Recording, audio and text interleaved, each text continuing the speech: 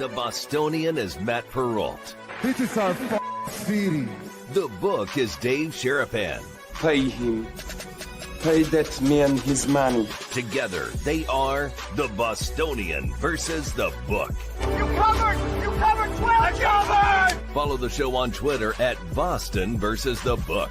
How do you like them, man? Bringing you the best insight on sports betting news, Matt and Dave's daily picks, and an entertaining and unfiltered dive into the sports betting industry. Here's Dave Sharapan and Matt Perrault. And here we go.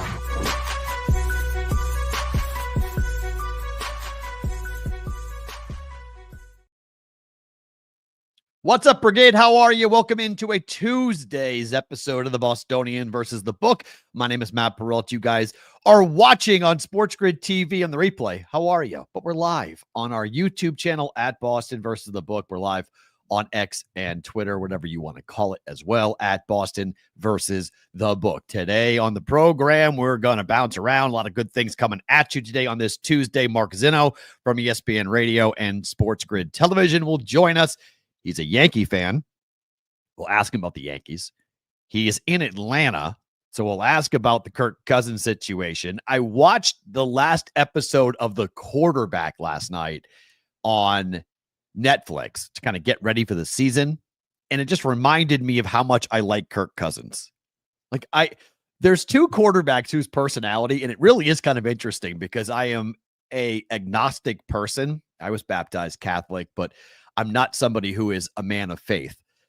And yet two of my favorite people ever in the sports world are Tim Tebow and Kirk Cousins because of what they stand for and how they stand up for what they believe in. And they don't care. Like, they are just unabashed about what they believe, and they're comfortable with whatever you throw at them and whatever you want to say about them. They're just like, okay, that's me. That's who I am. And they're just really good people. You know, we haven't heard there's always like that worry that like Kirk Cousins and Tim Tebow, like in reality, they're scumbags. And like, you pull that curtain and you're like, oh my gosh, you're the Wizard of Oz. You're not actually a good person. But up to this point, that there's been nothing that would lead us to believe that either one of those guys wouldn't be a good person or not a good person, not what they say they are. So, and there's been enough time and enough documentation into those guys. So, like, what do you do with Kirk Cousins? Kirk Cousins, in that last episode of The Quarterback on Netflix, called Michael Penix and said, the job is yours. What can I do to help you? Like, this is a guy who went to Atlanta expecting the team to be his. And yet he decided when he got told by Raheem Morris that he was not going to be the starting quarterback anymore, that the young kid coming in that they used a top 15 draft pick on, it was his team now, knowing full well that Kirk Cousins was not going to be the starting quarterback, barring injury for Penix, probably ever again, coming off the Achilles injury. And yet he was a big enough man to make that phone call to help him and offer his support to a teammate. And yet this guy is not a starting quarterback this year in the NFL. I don't understand that, with the number of teams that are struggling to find some solution at the quarterback position. Kirk Cousins is backing up Michael Penix, which kind of tells you what the Falcons really think about Michael Penix, that they're not sure. And he might get hurt, and we want to have a reliable backup who happens to be really expensive for a backup quarterback. So, it's a very interesting situation in Atlanta. So we'll get into that coming up with Mark Zinno here at the top. In about, 10 minutes or so, we'll be joined by Mark Zinno. By the way, it is big time cutdown day today for the NFL. So if there is any like major breaking news, if we have like massive news to bring to you, and I'm not talking about some like third string quarterback that gets cut. I'm talking about somebody of real significance that will move the needle, that will make people go, wait, who got cut? Why did that person get cut? We will play this.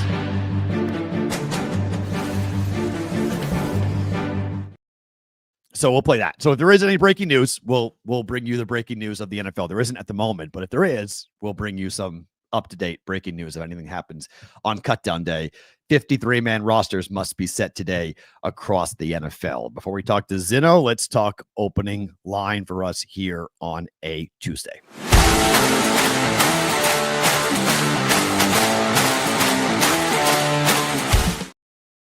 All right, you're going to hate this topic, but it's okay because I have to talk about it because it's too ridiculous. Have you guys been following this Dave Portnoy versus Ohio State Fox Sports controversy? In case you aren't, initially the story broke like this, that Dave Portnoy, who is going to be on the Fox's Big Noon kickoff this year, has been told that he is banned from Ohio State Stadium for the Texas game, that he will not be allowed into the stadium. He was going to be allowed to be outside the stadium, but he was not going to be allowed inside the stadium to broadcast or to be a part of the show once the show does move inside of the stadium after the pregame show happens outside the stadium. This had everybody all up in arms, and it's so typical college football that everybody gets rolling with this, and it's Ohio State, it's Michigan. Portnoy's a Michigan guy. He's a Barstool guy. He's a controversial figure. So the internet went all abuzz for this for, 12, 15 hours. Now, credit Dave. This is what he does. He can create controversy, but this time it wasn't even him. He didn't do this. This was not his doing with all of this. But in the course of 4 or 5 hours, we had he's banned, he's not banned. Well, yes, I am banned. They banned me from coming into their stadium, Dave Portnoy. According to Ohio State, no, they told Yahoo Sports that it was a Fox decision to not have Dave Portnoy go inside the stadium, and they were precluding him from being off the field. So go talk to Ohio State. Don't talk to Fox in all of this. This led to the athletic director having to go out and say, no, we did not issue a ban for Dave Portnoy, confirming that Fox is the one that decided that Dave Portnoy would not be on the main desk of Fox Noon Kickoff. And those not on the desk do not normally appear on the field. These are Fox decisions, he emphasized, not decisions made by Ohio State. Why is this something I'm talking about? I'm talking about this because this is brilliant. One, it's brilliant for Portnoy, right? Because Ohio State is his arch enemy. He's a Michigan guy. This is the best rivalry going in sports at the moment until Auburn gets their crap together. Alabama-Auburn has dipped down dramatically in terms of what we've seen in the past. So we don't have the same level of interest in the Iron Bowl. We don't really have much. Texas-Oklahoma is there, but Oklahoma has sort of been over the last couple of years. So they're better this year. Texas is the number one team in the country, and the Red River used to be. It still is a big deal, but it's not as big of a deal from a national championship standpoint that it has been. So right now, the best rivalry in college football is Ohio State and Michigan. Michigan won 2 years ago. Ohio State won it last year, and these teams will play again this season in Michigan, where the Wolverines have owned Ohio State in recent memory. Because it's brilliant, one, again, because of Portnoy, but two, we're not talking about the real story here. The real story is that Fox is about to get yanked off YouTube TV. Do you know how many people have just signed up for YouTube TV to get the Sunday ticket? There are thousands of people, including myself, who have all shifted over from DirecTV to YouTube TV because we want to watch NFL football games. And Fox and YouTube are at an impasse. And it got so bad yesterday that YouTube TV sent out an email that said you should probably subscribe to Fox One. You should probably go get their new app and pay to go watch Fox games because we don't think a deal is going to get done between us and Fox from a carrier conversation. So after all of the nonsense about Portnoy in Ohio State and Michigan, we now have to really talk about what could actually look like if your YouTube TV doesn't have Fox Sports 1 or Fox. Because my question comes down to is, does DirecTV get impacted by this? Because my thought is, the Sunday ticket get impacted by this. Because in my mind, it absolutely has to be impacted by this. You can't not carry Fox or Fox Sports 1 on YouTube TV and then say, oh yeah, we're going to put the Fox games on DirecTV. On the Sunday ticket. So are we all going to be without the Sunday ticket? Are we all going to be without half of the games, basically? Because that's what it looks like at the moment. So there's this, and you could call me old man on the lawn if you want on this, but I am all about streaming. I'm all about convenience. I'm all about on the go, watching games on my phone, watching games on iPad. But even I am hitting a breaking point with the number of different apps and subscriptions we have to have in order to watch college and pro football this year. So you're telling me I need another one? So I pay for YouTube TV. I pay for the Sunday ticket. I pay for Netflix. I pay for Amazon. Now I got to pay Fox Sports 1 or Fox 1. I'm really trying not to pay for ESPN because I've already paid YouTube for all the ESPNs. So I don't really want to have to pay another fee for all the ESPNs. And then we're going to have to pay for Paramount for the UFC coming up. That's going to happen next year for all the big pay-per-views or quote unquote big fights because no more pay-per-views. This is getting ridiculous. The real story here and the cover-up and the brilliant move made to make this into a big story. And I don't know if this was Machiavellian or not, if this was intentionally or not, but it is brilliant because we are not talking about this. And we've got big games coming up, guys, including Ohio State and Texas this coming weekend.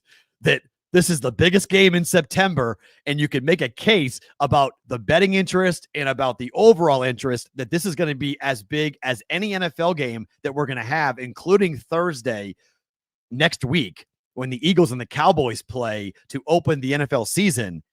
I don't know how much bigger of a game that's going to be than Ohio State and Texas. I mean, everyone is going to be jumping up and down about that football game. And yet that football game might not be on YouTube TV, which in the past, I think people would probably go, not that big of a deal, unless you have switched over to get the Sunday ticket, which at this point in time, a lot of people have gone and done and taken the offer. There's all these sign-up bonuses and all these different things that are out there for you to go ahead and take advantage of. So that dispute needs to be resolved quickly. I don't care if Dave Portnoy gets banned or not. It is peak college football, though, and I'm here for it. I'm here for pettiness. I'm here for rivalry. I love it. I mean, that's what makes college football college football. I'm kind of bummed that Ohio State didn't do it because it would have been really funny if they did do it. It would have been soft if they did it, but it would have been funny if they said, we don't like Dave Portnoy. We don't like he's a Michigan fan. We don't like all the crap he's talked about Ryan Day.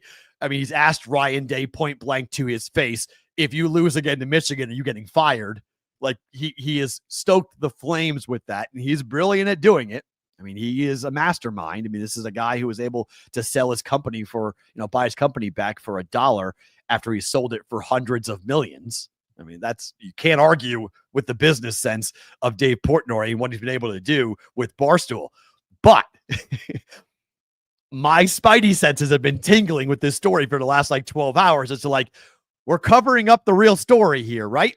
Like, the real story is that everyone's about to freak out because most people don't realize that if you have YouTube TV, there's a damn good chance that you aren't watching Ohio State, Texas legally. You may have to stream that illegally because what you pay for it is not going to carry Ohio State and Texas, let alone the following week when we get going with the NFL for the Sunday ticket. Just watch for it. Maybe it's last hour resolution, but I thought it was pretty interesting to see that email come out that said, hey, you might want to go get Fox One. If you're someone looking for Fox content, you may want to go get Fox One because Google and YouTube, they're not blinking.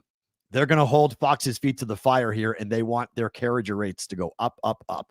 See, we're not the only ones being charged more for the same content we've had for a long time. I don't know if this guy's been on this show ever before. If not, if he hasn't, that's my bad.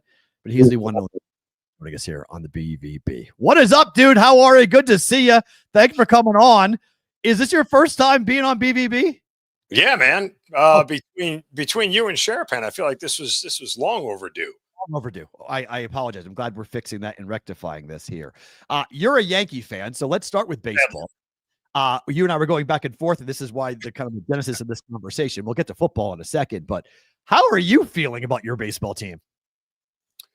Well, how long does this show last? I don't know. We have no commercials, so we just ran. Well, I haven't been this miserable about the Yankees since Andy Hawkins threw a losing no-hitter back in 1991. So how about that reference? Some of your younger audience probably went right over their head. Uh-huh. Nonetheless, you look, big picture, manifestly, this is a vastly different team than the one I grew up with. It's a vastly different organization than the one I grew up with. The one I grew up with was a baseball team that did incredibly well from a business perspective. The one I'm watching now is a $10 billion business that happens to play baseball. And that's it. I mean, there's not a world where at any point in my lifetime, George Steinbrenner, the late George Steinbrenner, would have watched the Yankees lose the first 3 games of that series against Boston and not have just torn the whole stadium down in absolute anger. There's been multiple times this year. Like I was at the Yankee game when they were in Atlanta. I took my kids, and I might have been about 45 feet from Aaron Boone, where he stands in the dugout. When Vivas got thrown out tagging the third by Ronald Acuna, remember that play that sick through? I laced into a 2-minute tirade, yelling at Aaron Boone from my seat. I did not curse because my kids were there, but I looked around, watching out of the corner. I could see in my peripherals Braves fans giggling at me as I was lacing everything I could at Aaron Boone about what an embarrassment he is, what a joke this franchise is. It's the worst fundamentally sound baseball team of my lifetime. You're an absolute embarrassment. You stink. You should quit, go home, bury yourself in a hole, whatever it is. I just, that's where this is. I mean, Steinbrenner would have fired Aaron Boone 3 times over already. I mean, that's 100% without saying. But the idea that this team, this once proud franchise, can go out there, continue to trot this team out there and allow them to make the same mistakes over and over again. If the Yankees don't hit 3 home runs in a game, they can't win it, period. Yep. That's it. If you can keep the ball in the ballpark against this team, you're going to be fine. They do nothing well. They clearly don't run the bases well. They're terrible on defense. It's a poorly constructed roster from top to bottom. They went out at the deadline and added pieces, and every single one of them stinks. Every single one. Ryan McMahon was a .217 hitter in Colorado. We got him to play third base. I think he's on the IL now, but I think he's still batting a whole .230. So, all the bullpen arms they got were terrible. I mean, it's amazing. Like, Aaron Boone, when it comes to managing the bullpen, should be like George Costanza and just do the opposite. Whatever go get the opposite of him, because whatever button he pushes when it comes to the bullpen is left. How many times can you trot Devin Williams out there and watch him blow a game? And then he keeps doing it. Yadi De Los Santos, like, I don't even know how this guy got on the roster. But every time he goes in, he seems to give up runs. And yet Boone will still go to him in high leverage spots. Like, they are one of the worst baseball teams I've ever seen. And I've said for the last 2 years, I hope they miss the playoffs. Right. It's the only way anything will change. It's the only thing that will wake people up. Like, finally, there's a little momentum going where there's enough of a swell from the fan base about how bad this is that it might cause a reaction. But sadly, still 35, 40,000 people show up to Yankee Stadium on a nightly basis. I think what's interesting about the Yankees in the way they're constructed, and you mentioned it about the home runs that they hit, is that it's hard to fire a manager when his team occupies a playoff spot. And I feel like the third wild card has created this very different environment that the Yankees get to live in, because if it was our generation, us growing up, we had the wild card for most of our lives, but we didn't have one wild card, right? We didn't have 3. So could you imagine if it was the Red Sox, Yankees, and Mariners all battling for one spot? Yeah. It would be a completely different narrative around the Yankees. 100%. And not only that, like, the pathetic part is the Guardians, the Royals, and the Rangers are so epically mediocre and so epically inept at being better than what they should be, that the Yankees are essentially gifted the final playoff spot. Like, the 3 teams are going to get in because nobody really wants to take that final spot in the American League.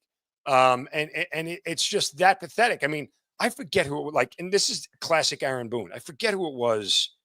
It was like a week ago. They were playing an NL team, and Giancarlo Stanton had like a .463 batting average with 4 home runs against him in like 40 some on plate appearances. And in that game, Giancarlo Stanton wasn't even in the starting lineup.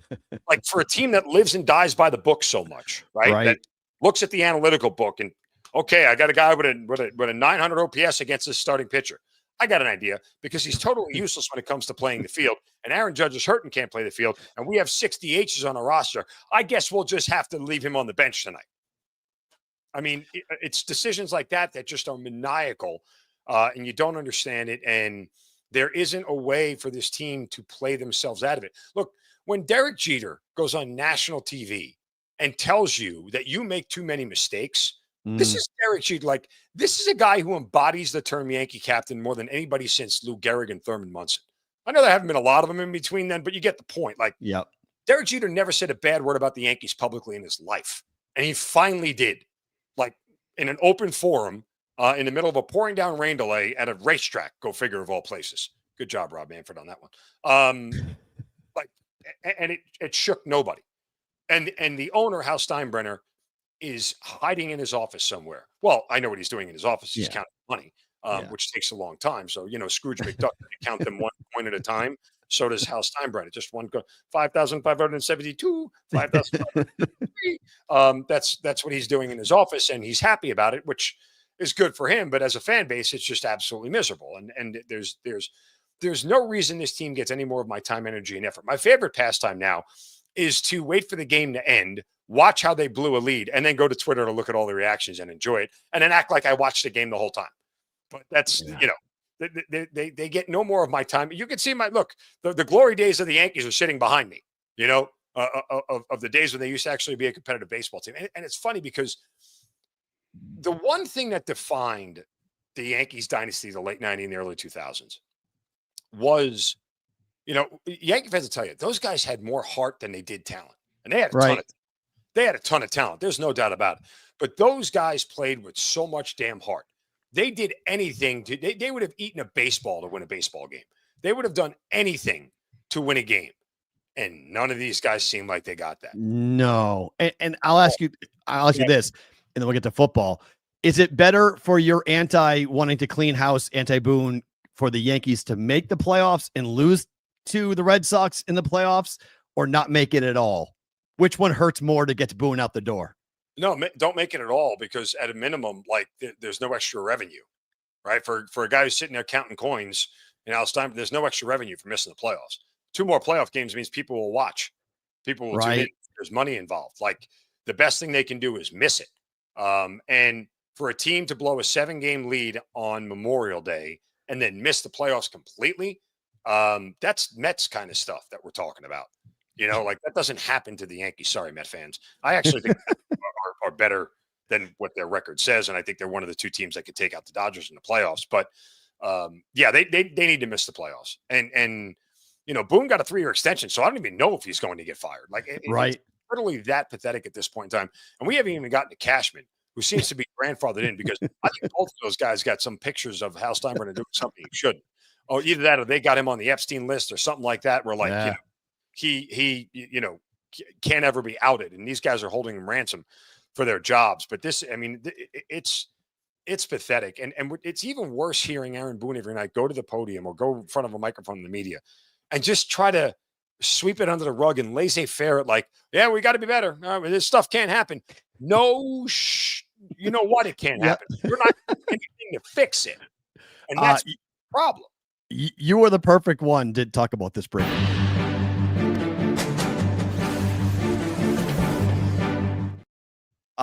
Mark, our long-awaited nightmare. Travis Kelce and Taylor Swift have officially announced their engagements. They will be engaged. Our long national nightmare is only going to continue for a number of shots. And are we obliged as NFL football fans to talk about Taylor Swift more now? I give it 6 months. No, I'm kidding. That was the Bradley Cooper line from I will quote Mickey Goldmill from Rocky and Rocky 2. Women weaken legs. I know Travis has worked really hard this offseason. The Chiefs officially to miss the playoffs. Yeah, I know he's been working hard and getting lean this offseason, but wedding planning between game planning seems to be a little bit of a problem. Yeah. And he admitted it too. I mean, so he's worried about cover 2. Taylor's worried about place settings and flower arrangements. So am I supposed to take the guy on the outside? No. We want the daisies and the lilies together. So that's in your back yard. I want to ask you about Georgia, because I feel like people aren't talking a lot about Georgia for the first time in a long time. They've always been the team that, like, going into it with what Kirby Smart has built, we've all been obsessed with. Are they the new Bama, whatever term you want to use for the quote dynasty that Georgia has had for the last 6-7 years. Are you surprised? And are people down there talking about how little attention Georgia's getting this year? I think nationally that is a narrative that's out there. I don't think here in Georgia anybody is not looking at Georgia as far as SEC contenders and national title contenders. But I will say this much: some of the subdued fanfare about Georgia relies on two things. One, this wasn't a defense last year that really was what we were used to seeing from Georgia. It's not bad. It's not a bad defense, but it's also not one where like a guy like Stetson Bennett, who isn't a great quarterback, could lead you to a national title because your defense gave up 6.7 points a game and actually scored a touchdown for you. So you didn't even actually need to score on offense to win a football game. So their defense is going to be good, but it's just not what we're used to seeing Georgia level good, where there are 6 first-round defensive draft picks on this team. At least not yet. It's not. That may change over the course of the season. And the other thing is, Gunnar Stockton is your quarterback, and we don't know what that is yet. Now, I would tell you that I wouldn't trust Mike Bobo as far as I could throw him as an offensive coordinator. And I've said this repeatedly. When he was here the first time, it wasn't good, and you brought him back again, and you're trying to get different results, and you're not going to. As much as Gunnar Stockton might be a question mark, I question Mike Bobo as much as I do Gunnar Stockton, who calls the offense for this team. Because remember, it took them 5 or 6 weeks last year for the offense to actually look like it was something, and they had a quarterback who was already in the system, right? So it's one of these things where, I think the offense may struggle. Now, again, Georgia as a team, is very fortunate because this is the one, as we, expand the schedule this year, it's not like they, necessarily have the toughest schedule in the world, because they get Alabama and Texas at home. And their road games are against Mississippi State, Auburn, Tennessee, who's not what they were. So, they get a very favorable schedule here. And I can guarantee you right now, you're looking at, there's 5 ranked teams that they're playing. My guess is by the end of the season, it might only be 3. And one of those ranked teams might end up actually being Georgia Tech, not somebody else from the SEC. So, wow. And Georgia Tech should have beat them last year, by the way. Yep. Absolutely. Yep. So that was an awesome game. I can guarantee you that game will be much tougher for Georgia this year than it was last year. And I think it's going to be, it's a neutral site game technically at Mercedes-Benz. So not between the hedges, and it's certainly not at Bobby Dodd. So there will be a lot, probably more riding on that game than people think. 31 straight home games. How many wins in a row does Georgia have? Like at home, it's almost an automatic W, is it not? Yeah, and I don't see it going any different this year. You obviously exclude the cocktail party against Florida down in Jacksonville, and unless Texas is the juggernaut that we think they are, that may be the only thing on November 15th that they have that really can trip them up. Look, if Florida ends up playing well this year, and I think they have so much potential, I think their ceiling is one of the highest in the country, talking about Final Four kind of high if Lagway stays healthy. And if they can survive the regular season schedule, they will be the toughest out in the playoffs, I think, if they can survive it. That's a huge if. I don't really know that Alabama is poised to walk into Sanford Stadium and beat them. Yeah. At least not early on. Maybe if it was later in the year, like if they had Texas in week 4 and Alabama in week 9 or 10, whatever it was, I think those games look wildly different, because Texas may be a better version of themselves in the beginning of the year than the end, and vice versa for Alabama. You're in a very fun part of the country, because you're in a state that really thinks that Georgia football is above the Falcons, which is rare. Normally NFL is king and college is behind. But what's the feeling on the ground about Kirk Cousins right now, and the fact that he's still on this roster for the Falcons? Well, who are you asking that to? Are you asking what's the organization's feeling? Are you asking what's me, the media, or what's your feeling about Kirk Cousins still being on this roster? It's one of the more derelict moves I've ever seen in sports management. I don't know how to phrase it. Look, I say this repeatedly. There's nobody in business, okay, when you make a bad business decision, that likes to double down on a bad business decision. Most smart people in business go, when I make a bad business decision, cut bait and get out and let's move on. Cut our losses. Let's not hang on to this any longer than it has to be. You're not the owner of the company trying to save it. You've invested in Kirk Cousins Inc., and it's a bad investment at this point. Cut bait and get out. And so there's no reason to have him on this roster. And the idea that they are holding teams ransom from a trade perspective because of the money in the cap situation is also silly. Like, how does this, again, I was so against the Falcons signing Kirk Cousins and drafting Michael Penix. And I said it at the time. I thought it was one of the worst organizational moves I've ever seen. You're not the Chiefs. This is not Patrick Mahomes, and you weren't a 3-time division champion with Alex Smith. You're not the Packers, who were perennial playoff contenders, who were winners all the time and drafted a quarterback and put him in a way. That's not you. You are a perennial playoff miss team. You had made one Super Bowl. You've got a lot of bad, memorable losses to your credit. You're a completely different situation. So don't compare yourselves to people. That's like me comparing myself to Stephen A. Smith and going, well, I should be able to do all these things in sports media. No, I'm not him. I don't get to go on Fox News and have my own podcast and appear on Bill Maher and do all these other things. Okay, so it's not a fair comparison, right? So I was flatly against it when they did it. I thought it was stupid because there was only a tight window for them to get through where it all worked. And the tight window was Kirk Cousins plays well for 2 or 3 years. They get to a NFC championship game, possibly a Super Bowl, possibly win it. Kirk Cousins steps out of the way in a grand manner where he never has to pay for a drink in the state of Georgia again and hands the reins off to Michael Penix, who then is ready and picks it up right where it left off. And the Falcons continue to make postseason run after postseason run. That was the only window they could get through this whole world. They're not getting through that window.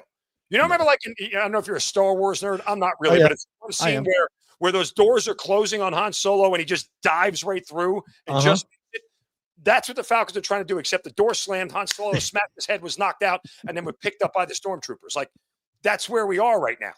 And Han Solo's being, I don't know how I got into this Star. I never make Star Wars references, but he's being held hostage by Darth Vader and the stormtroopers because it's like, now here's the window to get out of this is for Michael Penix to ball out immediately, then start out 5-1, 6-1, whatever it may be, and be one of the top NFC teams. Because let me ask you this: if you are the Falcons, you are Raheem Morris. We're 3-3 to start. Michael Penix is average. Is anybody asking? Well, Michael Penix just got, he's only got 8 touchdowns and 6 interceptions through 6 games. What's the natural question? Okay. Yeah. When's Kirk playing? Yeah. It's a huge problem. What are we doing? Okay. Right.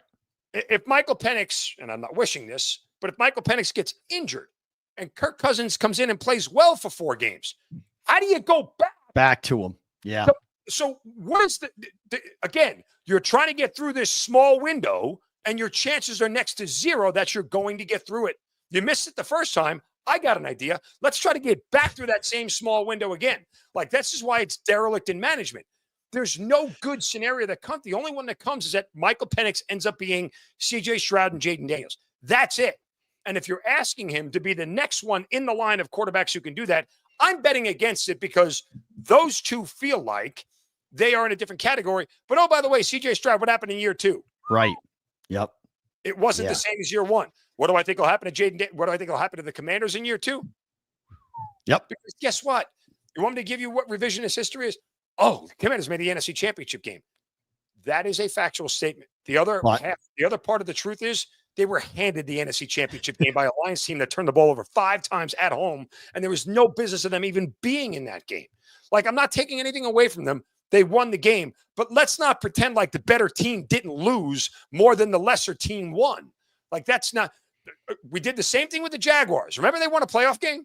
Yeah. Oh, we forgot to remember the fact that Brandon Staley is a putz and the idiot kicker, and they blew a 27-point lead to a team that they were not better than. Right. Right. Yeah. Like, so, the Jaguars' expectations. They played against the Bengals and hung around they hung around for a half, but they lost that game. So we put them on this trajectory like they're going up, and that's not reality. So back to the Falcons, as I keep on this long-winded diatribe. The idea is that it's a terrible decision to have him here. Like, to start, and the organizational stances, we're comfortable with Kirk Cousins on the roster. I'm comfortable with my ex-wife managing my bank account. I'm not going to do it. I'm not. My ex-wife's not touching my bank account. It's not a decision I want to make, right? The only reason I'm comfortable is because she's tied to my kids, like, but like you get the point, like you get the analogy. Yeah. Like I could be comfortable. I could be comfortable riding on a bicycle with no seat, but I'm not going to do it for an extended period of time.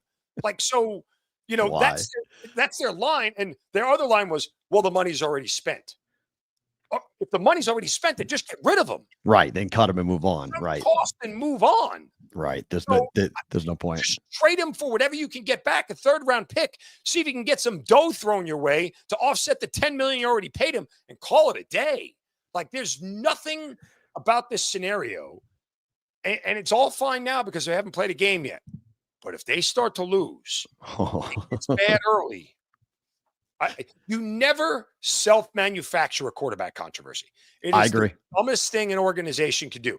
If you are the Browns or you are the Colts and you have no options, fine. Let the quarterback controversy happen. You're probably screwed regardless.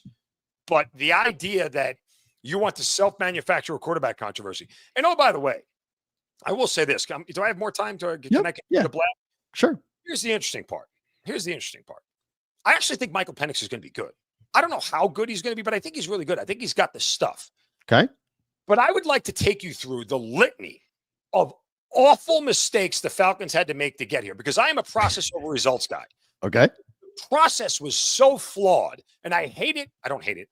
It's when bad processes net good results. Yeah. People focus on the result and say, no. Because over time, especially what you and I do in the gambling world, your process has to be better than your results, right? Amen. So let's back it up here. Let's back up and let's count the awful decisions organizationally they made to get to what might be the right one. Rewind all the way to Dan Quinn's last year. Falcons were terrible, missed the playoffs again, okay? Fired Dan Quinn.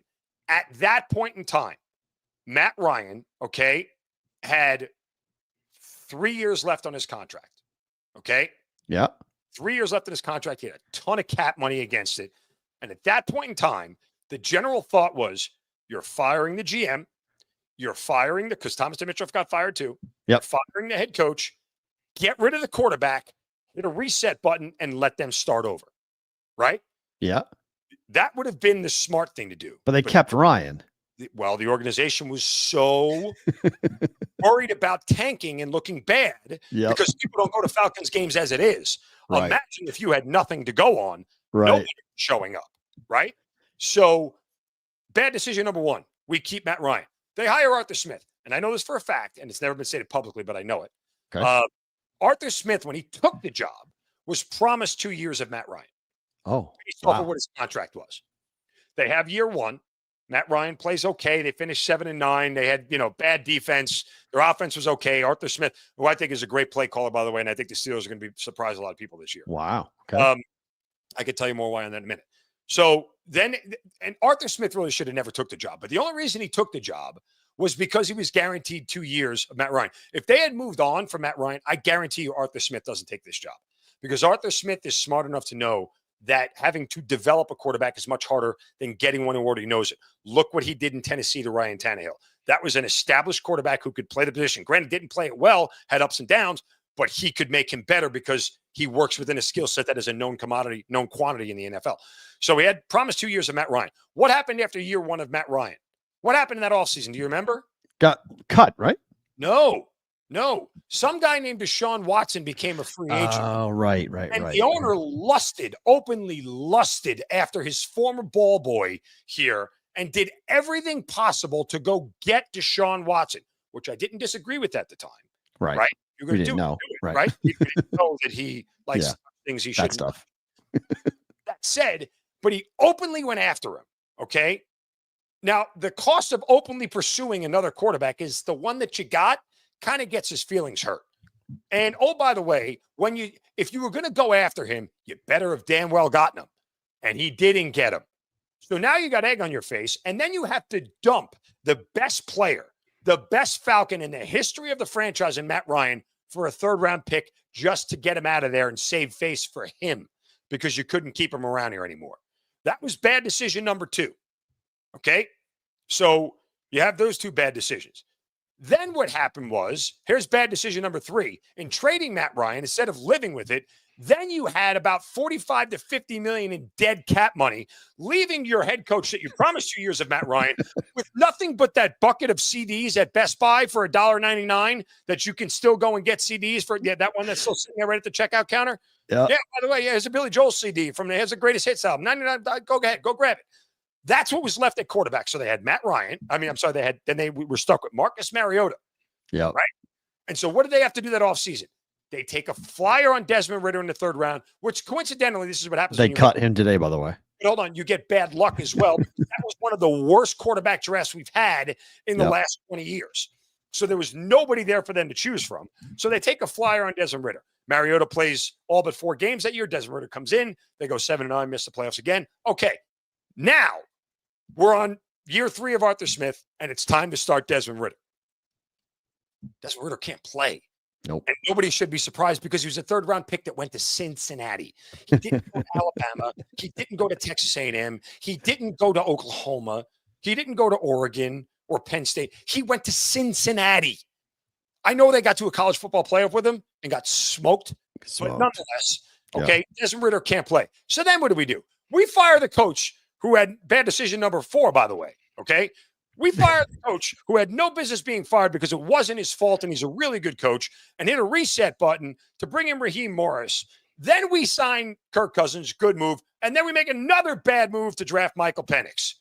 So we're on 5 awful organizational failures to get us to a point where finally we might have found our quarterback. Maybe. That's a big old maybe. It's a big old that you found it. Mark, folks know to get you on SportsGrid, but on ESPN Radio, where can they go to find you? ESPN Radio, nights and weekends mostly, except one of the big guys filling. I'm the righty they get from the bullpen. So, but game nights and weekends. Every Wednesday, I will be on Amber and Ian from 7 to 10, doing sports betting with those guys and hanging out. So, I'm all over the place. But all right. This was long. It was long overdue. We'll do it again much sooner than this. That took us to get you on this show. Thank you for the time, my friend. We'll talk soon. All right. Brother, anytime. That is Mark Zinno joining us here on the Bostonian versus the Book. Good to get him on talking everything about Atlanta and everything about the Yankees. And look, anytime anyone wants to come on here and bash the Yankees, we're all about it. So we love that. You guys think that we didn't debut the breaking news stinger? We already had this.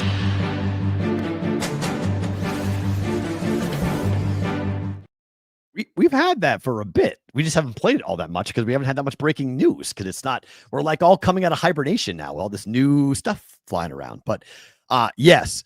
Am I surprised at this? Yes. Okay. Yes. JC from KC. Yes. That they are going to get engaged. I'm happy for the two of them. I'm happy that it happened. One, I love you guys because my feed is now full of this on Twitter. So I appreciate everybody tagging me on this, that Taylor Swift and Travis Kelce are now engaged. In 2023, I didn't buy it. I still think it may have been a PR stunt, but I'm actually really happy for the two of them. I think it's, I know he loves her. I hope she loves him, but I mean, it's hard to fake what that guy has when she's around. Like, it's obvious. Like, you can feel it when people are in love with each other, and when those two talk to each other, or he talks to her or about her, it's hard to say that he's not. So congratulations to the two of them.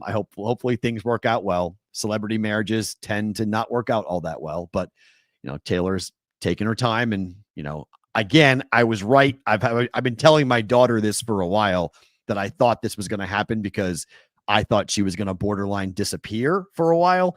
The new album kind of changes that a little bit, but if she comes to Vegas and does a whole residency at the Sphere, there's no touring.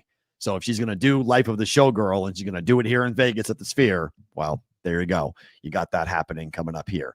Speaking of celebrity in Hollywood, on Thursday's program, Michael Chiklis has a new movie coming out. If you know who Michael Chiklis is, he is the commish from The Shield. He will join us on BVB to talk about his new movie. We'll get in all of it on Thursday. I'll explain it more a bit tomorrow as well. But we will have a, quote, celebrity on BVB coming up on Thursday, as Michael Chiklis will join us, I believe, for the second time. I'm pretty confident Chicky came on once before, so he'll come on for a second time on Thursday. So looking forward to those conversations coming up. Taylor has had a long line of stable relationships. I'm sure it'll be fine. Yeah, I don't know. Is it going to be Taylor Kelsey? Interesting. I don't think that Travis Kelsey, Taylor Kelsey. I mean, maybe it's hyphenated. Maybe it's a hyphenation. She does Taylor's. Her name is Taylor Allison Swift. So you go Taylor Allison Swift Kelsey. Is that what she'll do? I don't know. I don't care. It doesn't really matter. But congrats to them on that. Let's talk about what happened last night.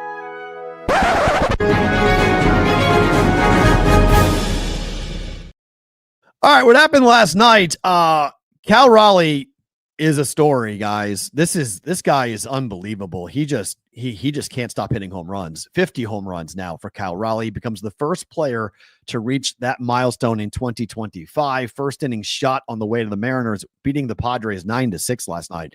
Cal Raleigh is now looking to run down Mickey Mantle. Mickey Mantle for the most home runs in Major League Baseball history by a switch hitter.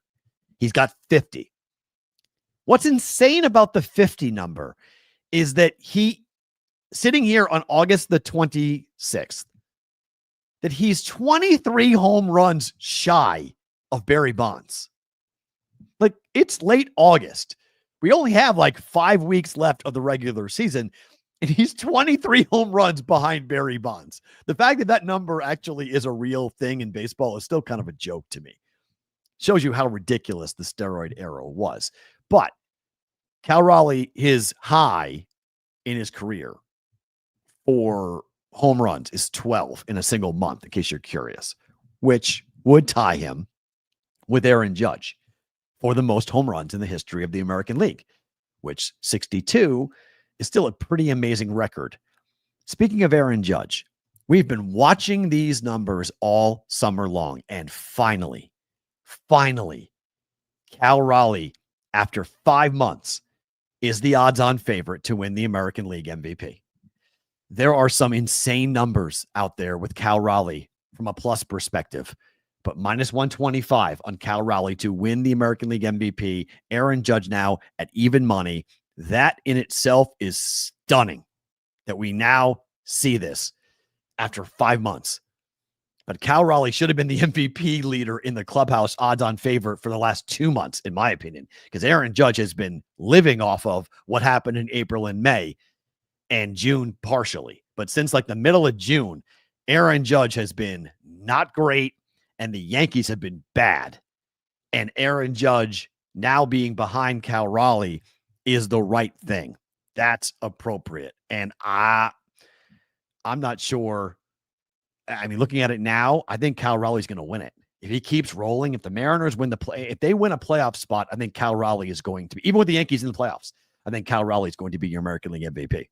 Finally, your American League MVP. This was quite the scene last night in St. Louis.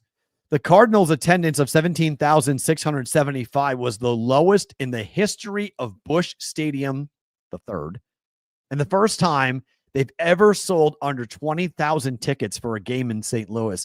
That was a game last night against the Pirates. You can say it's a Monday night game against the Pirates, but Cardinal fans are clearly not happy with the direction of this team. They're under 500, only a game under 500, but they're still an under 500 team. There's not a lot of excitement. There's not a lot of young talent on that team.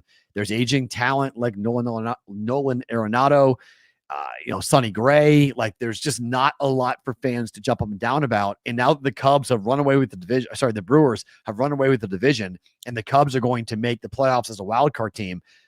The Cardinal fan is left kind of questioning, well, what about us? And where are we going? And what are we going to do? And how are we going to do this? And there's a lot of anger. And frankly, I think it's somewhat justified to be this mad and say, you know what, we're going to vote with our pocketbooks, because how else can you vote? Like, there's really nothing else you can do when it comes to how your favorite team is going to behave. And right now the Cardinals are just a meandering 500 baseball team, and that's made Cardinal fans really mad. And so they're now deciding yesterday to not go and show up at the ballpark. Under 20,000 tickets sold for the Cardinals. Oh my gosh, that is stunning. All right, college football. Yahoo Sports came with their predictions today. All of their experts have now predicted what the college football season is going to look like. This is it. And let me pull that banner down so you guys can see it. The bottom is what I want you to focus on. The college football title game. Who's going to win this? It's really interesting. Penn State by 4 of the 5 Yahoo Sports experts. They're picking Penn State in the national championship game. Whoo, baby. All of them are taking Penn State to win the Big Ten. Not Ohio State, not Michigan, Penn State to win the Big Ten. The SEC goes to LSU, Alabama, or Georgia. I can see LSU. I've been talking about this all summer. I've been saying, look out for LSU. Nobody wants to buy it, but that's your dark horse team in my mind from an LSU perspective. Big 12, Kansas State. Sorry, guys. Ain't seeing it. After what we saw in Ireland, no thank you. Clemson, yeah. Miami? Ooh, okay. Biggest surprise being Nebraska. What? Come on. What are we doing? Nebraska? So, yeah, there's your Yahoo Sports prediction for the college football season. That's the kiss of death if you're a Penn State fan. I mean, if you're a Penn State fan, you 4 or 5 guys think Penn State's in the national championship game. Really? National champ? I mean, I like Penn State. I do. I think they'll be good. I don't think they win 12 games. I don't think they win 11 games. I think they go 10-2. And I think there could be, I think they lose to Iowa on the road. They could lose to Ohio State and Iowa in back-to-back weeks. Like, I'm sorry. I think their schedule, they could lose to Oregon at home. I know everyone's like, revenge game. Okay, well, I watched it in the Big Ten title game, and it wasn't pretty. So Oregon's team speed is going to be there again. That could be a major problem for Penn State. I know on the road, and, I get it. White out, everything else is going to go into that game for Penn State. I get it. But I'm not so sure they don't go 9-3. Not so sure I'm buying all into Penn State as to what they're going to do. So, yeah, I don't know. We'll see what happens with that. But, yeah, Clemson versus Texas-ish. You like Clemson to be in the national championship game? I don't know. Let's see. Not sure how that rolls, but the SEC is more wide open than people think, in my mind, and no one picked Texas. That's the interesting part about this, is that nobody picked Texas to win the SEC. No one picked Texas to win the SEC. They beat Ohio State. I mean, really? No one. I mean, again, I bet Michigan to win the Big Ten. So what do I know? But I picked Michigan to win the Big Ten. Let's see if I'm right or I'm wrong. Picks time.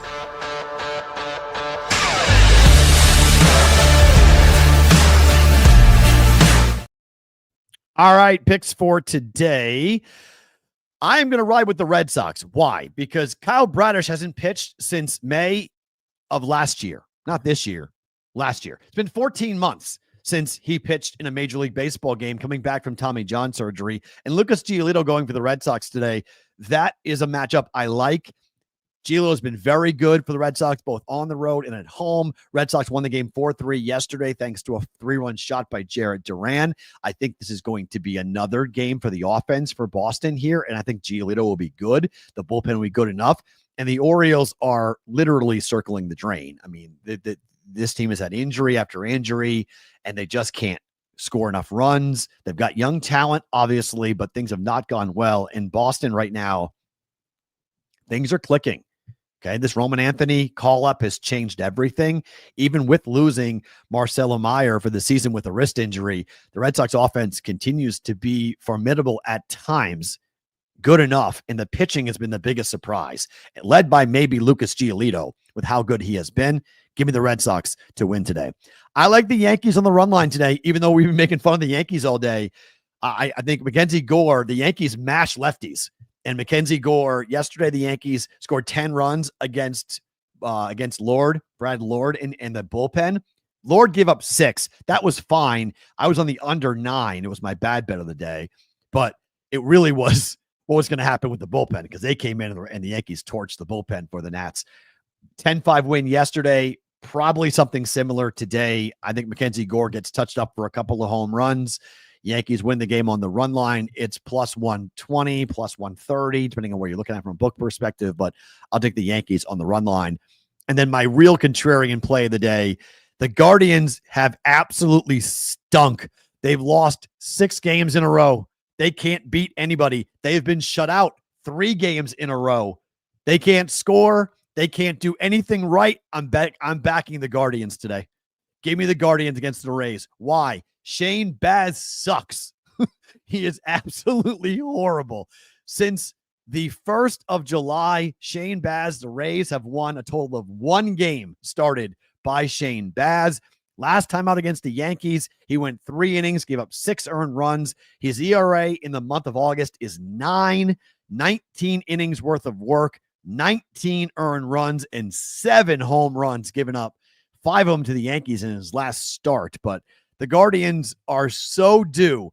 This is just a close your eyes and throw a dart at a dartboard, hoping to hit a win here with this. 6 straight losses. They got to win sometimes. And why not fade Shade Baz? They got to score first. 3 consecutive games shut out. Guardians have been blanked. I think they snap it and they win today, but I'll admit that's a pretty nuts prediction. It's a crazy bet given where the Guardians are. For a trend better, this is me going absolutely against what I normally do from a betting perspective, but I've had a pretty good year in Major League Baseball, had a pretty good day yesterday, so I kind of feel comfortable firing. We hit the prop bet yesterday. Can we hit it again?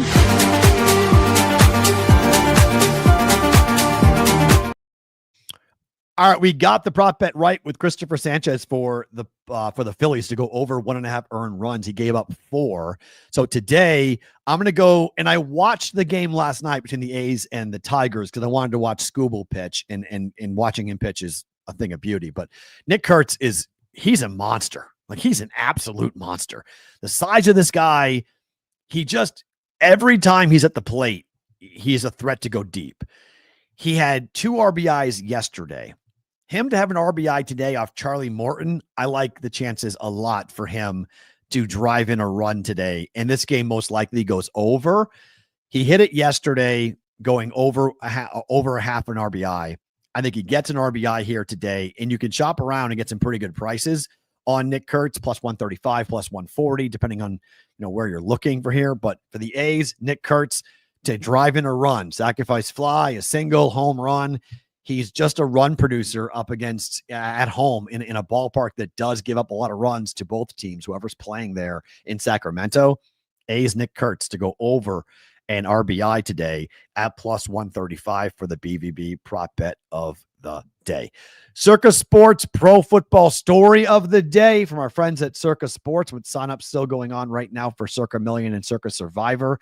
We'll give you an update on the number of entries probably tomorrow, and during tomorrow's show we'll have more time to update you on all of that. But the Raiders traded for Kenny Pickett to back up Geno Smith. Now, there's a lot of quarterbacks out there. We talked about, Kirk Cousins. I can't believe this. I was stunned.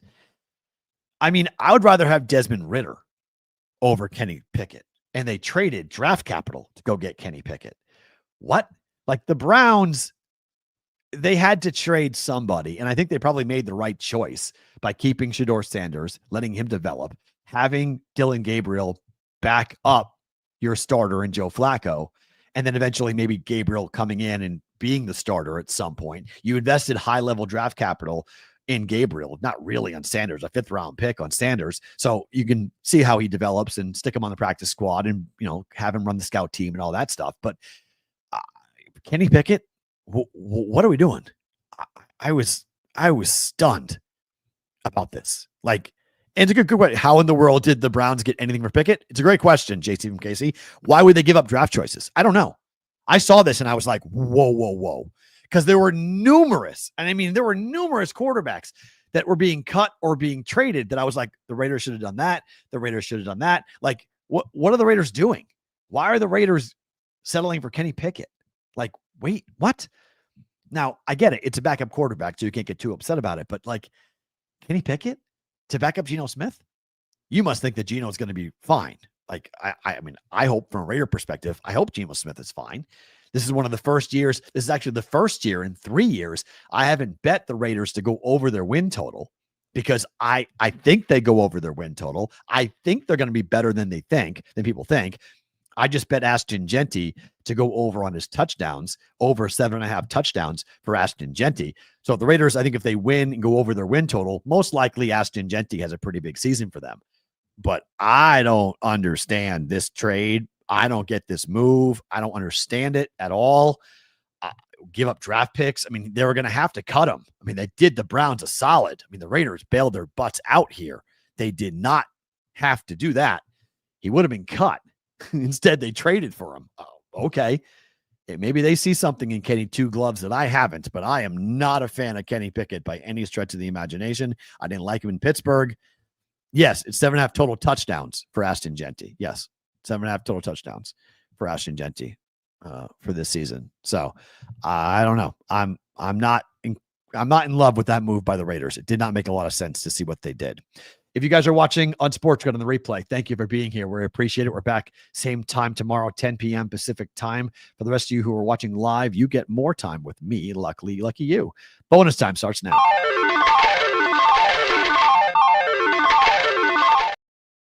Yeah, I have. So on that, I'm completely and totally confused by what the hell is going on. Santana, should you sit Mackenzie Gore in fantasy? Yes. Against the Yankee lineup at Yankee Stadium? Yes. 100% I would sit him. I would not. I would not do that. I would not play him. From a fantasy football perspective, I would not play him. That I think is a danger for sure. Danger. Pretty funny. Everyone's like, I thought Taylor and Travis got engaged a long time ago. No, it wasn't a long time ago. It wasn't a long time ago. And yeah, JC from KC, if they get engaged, if they get married, what do I owe you? I said I owe you 5 BBB hats. Yep. I said it. I'm a man of my word. I'll send you 5 BBB hats if we wind up, if they get married. We're going to see how, I don't know if they get married. I hope they get married, but I don't know. The fan base for Taylor Swift is so weird because it's so generational now because she's 35. So like I saw her, I've told the story before, but I saw her when she was 16 opening for Rascal Flatts, and now I'm 48. So like, whatever it was 20 years ago, 30 years ago, it was 2008, I think, right? Or 2007 when that happened, when she was 16. So like, 20 years ago, now she's 35, and maybe it was 2005, but now she's so, football fans are forced to deal with her over and over again, to the point where there was a doppelganger at the Commanders game, I think it was. And they kept on showing her, and it wasn't Taylor Swift. It was just some girl that looked like Taylor Swift who happened to be in the booth and or in the box. And so they kept on showing her over and over again. Like that's the impact she's having on football fans. And a part of me wants them to get married and have kids to then have it be not a story anymore. Like I know she's the pop star, the biggest pop star in the world, but like hopefully it goes away. And this might be it for Travis too. I think Travis is going to wind up playing one more year in the NFL. My gut tells me that Taylor they'll get married, have kids very fast. And hopefully it's the last time we really have to deal with most of them. Like that's it. Because once Travis stops playing, we really stop hearing from a sports fan perspective. We stop hearing about Taylor Swift. And again, I like Taylor. I'm a Swiftie. It's just enough is enough. This whole thing, like and now this album comes out in October. She just went on the New Heights podcast and all of the stuff that's gone on. So hopefully this is going to be that's it. Yeah. She can afford kids. Yes. That's 100%. She can figure that out. Your limo is waiting, Mr. Swift. That's mean. That's mean on that. Brigade Proxy Service College Football Story.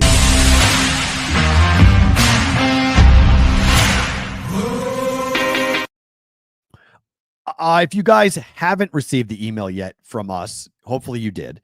If you are a Brigade Proxy Service customer, you would have received an email from us over the weekend that it was giving you the instructions as to how to contact Vegas Football Proxy, who is going to step in to be our proxy, literally a proxy for our proxy, but to help us keep our business alive. And Tom was on the show on Friday. We could not thank him enough for what he has done, stepping up and letting us keep the customers, make sure the customer is taken care of, but also raising money for Dave and keeping the money coming in for Jessica and Dave. So good stuff out of him. We appreciate that. I was exchanging some text messages with him today.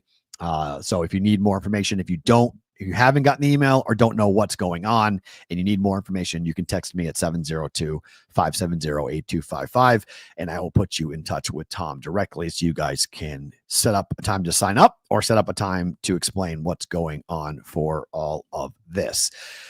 This story, the NCAA and Venmo partnering, is from our friend David Payne Purdom of ESPN and ESPN Bet. ESPN, remember ESPN Chalk?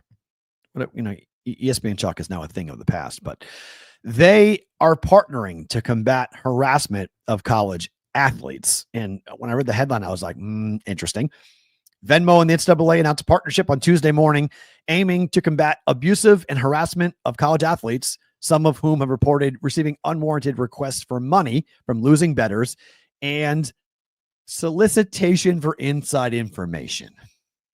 The first part's funny, okay?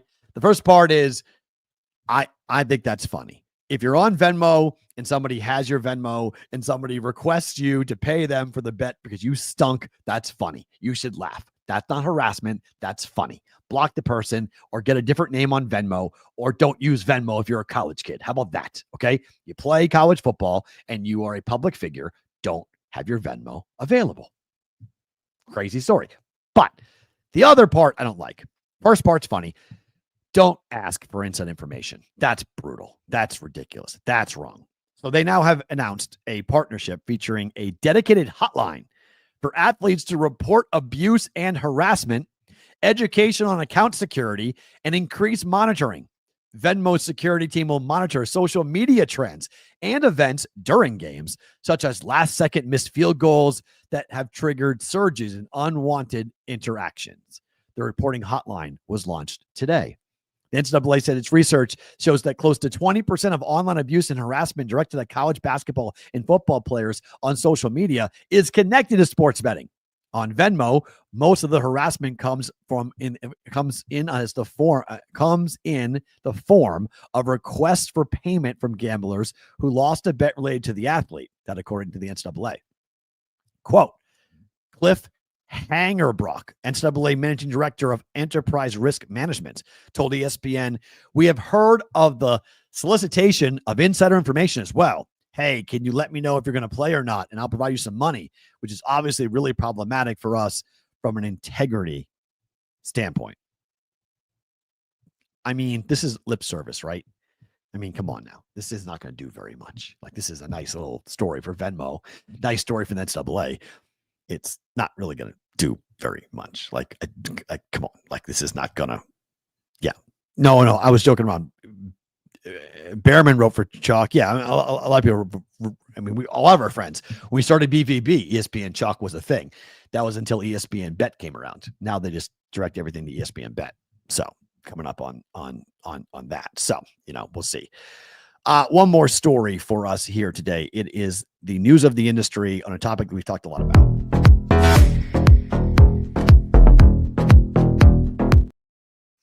Okay, this is kind of wild.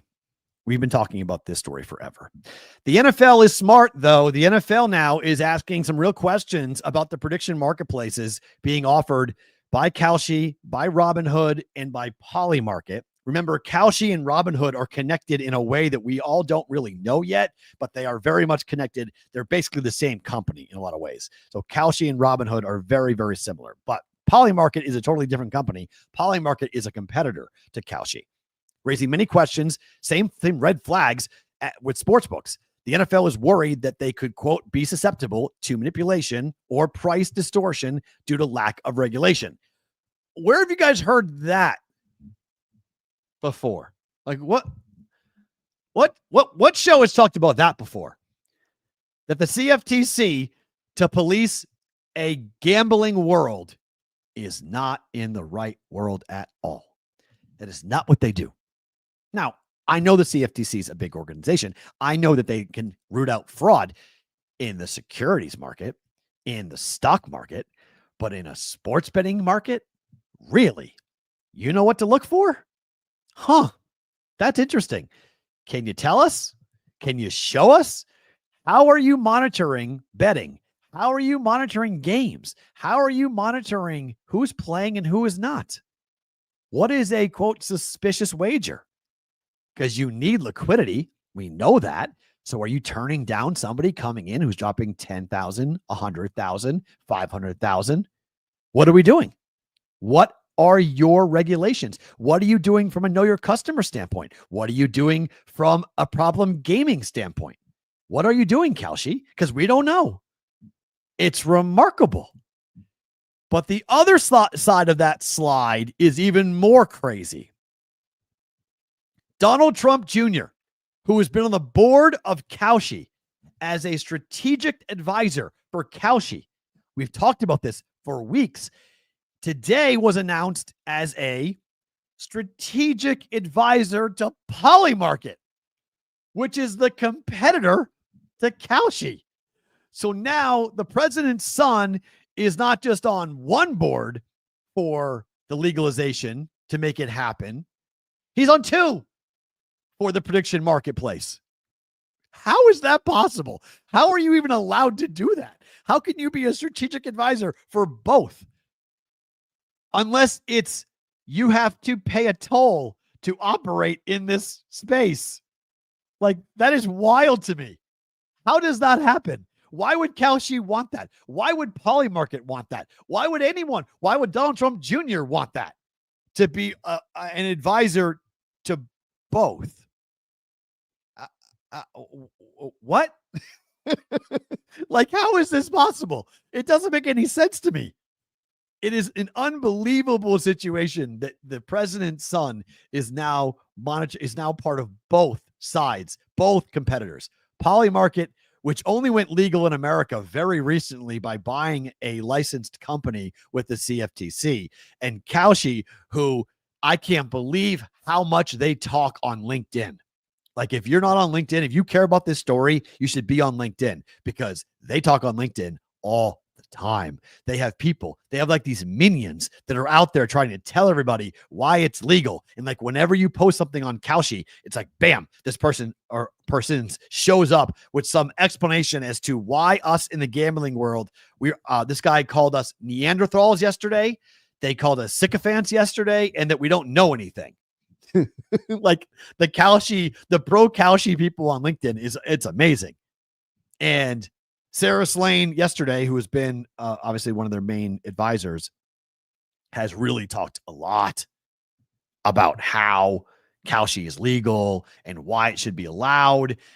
And it's remarkable to see their line of thinking, because they keep on talking about Kalshi, and it sounds like a sports book. It looks like a sports book. They take bets like a sports book, but they tell us that it's not a sports book. It's unreal. Like, it literally is the emperor has no clothes. And we're all just supposed to think that he's got the finest threads while he's just waving in the breeze.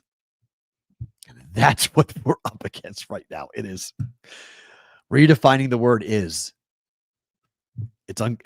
Again, this story, I can't get enough of this story, but it is unflipping believable what we have seen with all of this. It is truly, truly remarkable. Time for my favorite thing about today. Where's that? And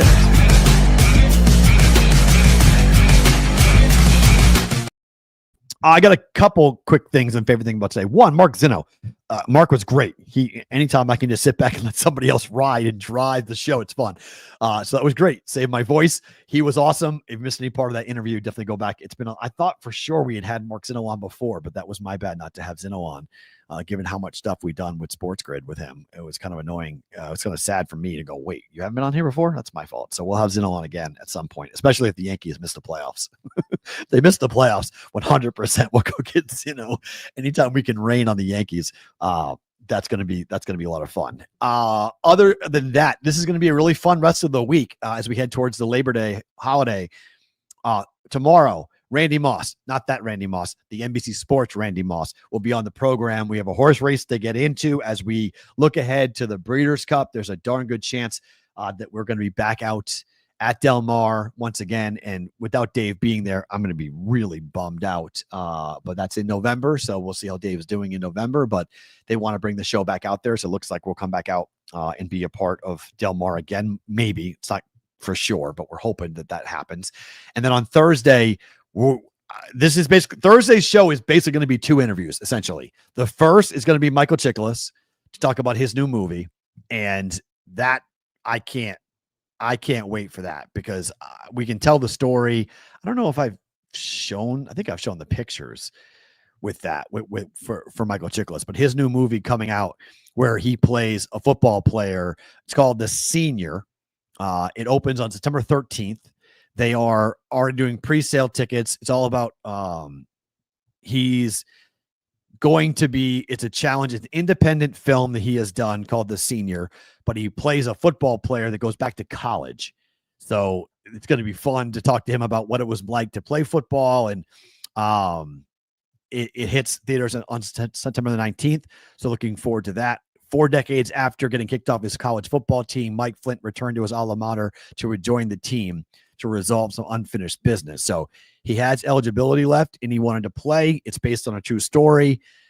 So Michael Chiklis will be on the program on Thursday to talk about that. And Debro will also be on the show talking the rest of the AFC for season-long prop betting. So that's basically, Chicky can talk. We know that. And we know that Debro can talk. So it's essentially going to be 2 interviews. It's going to go Chiklis to Debro, and then that's kind of the show for Thursday for the most part. We'll have some other things, obviously. I will give you bets for Thursday's football games. Obviously, in the NFL, I'll give you Thursday. I'll give you Saturday. I'll give you Friday, Saturday, Sunday bets all on the show on Thursday, as we'll be off for Labor Day, off for Friday as I travel back to New England for my surgery. So no show Friday, no show Monday for Labor Day, and then back on Tuesday from New Hampshire, Tuesday, Wednesday, and then Thursday, the 4th is surgery for me coming up. So that will be, so Wednesday will be a big show as well because the following September the 3rd, because I'll have all the picks for week 1 of the NFL that I'll give you guys on the show on Wednesday as well. So I appreciate you guys bearing with me. The schedule is going to get a little wonky here over around Labor Day and with the surgery. By all accounts, I should be good to go for Monday, but they are cutting me open. So if things go not so great, I might not be back on the 7th, right? 4th, 5th, 6th, 7th, on the 8th, that Monday, the 8th. But that, by all plans, that's going to be there. I'll be in New Hampshire until the doctors clear me to fly. And once they clear me to fly, I will fly back to Vegas and I will be here for the remainder, hopefully, of the college football and pro football seasons, rehabbing, but back in Las Vegas. It's going to be an interesting football season. Guys, thank you for being here. Appreciate it. If you haven't subscribed to our YouTube channel, please do so. Tell someone to do so. We're going to try to drive that thing up, try to get more attention on our YouTube. And there's a good shot I'm going to start doing some extra content on our YouTube channel. So aside from this show, we're going to do some other things. So if you aren't a subscriber, definitely get in there and jump in and be a part of that. Subscribe to our YouTube channel and also follow us on Twitter, RX at Boston versus the Book. Enjoy the rest of your Tuesday. Back tomorrow for a Wednesday's BVB.